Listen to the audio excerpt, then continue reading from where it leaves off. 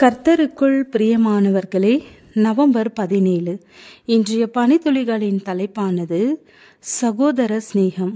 வசனம் சங்கீதம் 133 அதிகாரம் 1 வசனம். இதோ சகோதரர் ஒருமித்து வாசம் பண்ணுகிறது எத்தனை நன்மையும் எத்தனை இன்பமுமானது. பல்கலைக்கழகத்தின் 2019 ஆண்டின் பட்டமளிப்பு விழாவில் 608 மாணவர்கள் அவர்களின் சான்றிதழ்களை பெற்றுக்கொள்ள ஆயத்தமானார்கள்.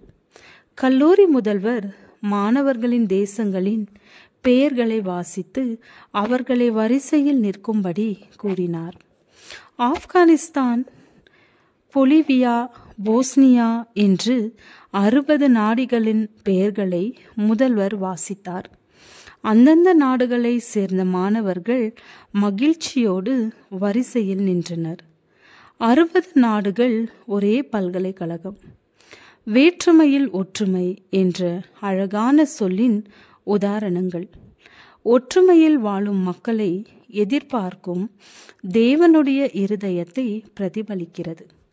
சங்கீதம் 133 தேவ ஜனத்தின் ஒற்றுமை முக்கியத்துவப்படுத்தப்படுகிறது. இது ஒவ்வொரு ஆண்டும் எருசலேமுக்கு பண்டிகையை ஆசரிக்க போகும் இஸ்ரவேலர்களால் பாடப்பெறுகிற சங்கீதம். மக்களிடையே பிரிவினையை ஏற்படுத்துகிற வேற்றுமைகள் இருந்தாலும் ஒருமித்து வாசம் செய்வதின் முக்கியத்துவத்தை வலியுறுத்துகிறது. சகோதர சிநேகம் ஆசரிப்பு கூடாரத்தில் ஆசாரியர்களை அபிஷேகம் செய்யும் போது அவர்களின் தலையிலிருந்து தாடி வழியாக வஸ்திரத்தின் மீது விழும் அபிஷேக தைலத்துக்கும் ஒப்பிடப்பட்டுள்ளது. இந்த உருவகங்கள் இணைந்து ஒற்றுமை என்பது தேவனுடைய அபரிவிதமான ஆசீர்வாதத்தை வழிந்தோட செய்யக்கூடியது என்பதை உணர்த்துகிறது. ஆரோனுக்கு உள்சட்டையையும் ஏபோத்தின் கீழ் அங்கியையும் ஏபோத்தையும் மார்பதகத்தையும் தரித்து ஏபோத்தின் விசித்திரமான கச்சையையும் அவனுக்கு கட்டி அவன் தலையிலே பாகையையும் வைத்து பரிசுத்த கிரீடத்தை பாகையின் மேல் தரித்து அபிஷேக தைலத்தையும் எடுத்து அவன் தலையின் மேல் வார்த்து அவனை அபிஷேகம் செய்வாயாக. இனம், தேசம், வயது என்பதில் கிறிஸ்தவ விசுவாசிகளுக்குள் வேற்றுமைகள் இருந்தாலும் ஆவியில் ஓர் ஆழமான ஒற்றுமை இருக்கிறது.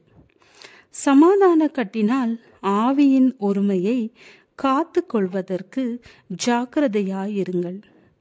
இயேசு நம்மை நடத்துகிற அந்த பொதுவான பிணைப்பை நாம் கொண்டாடும் போது தேவனால் நமக்கு கொடுக்கப்பட்ட வேற்றுமைகளை தழுவி மெய்யான ஒற்றுமையின் மேன்மையை நாம் அனுபவிக்கக்கூடும். கிறிஸ்துவில் சகோதர சிநேகத்தின் நன்மையை நீங்கள் எப்போது அனுபவித்தீர்கள்? ஜெபம்.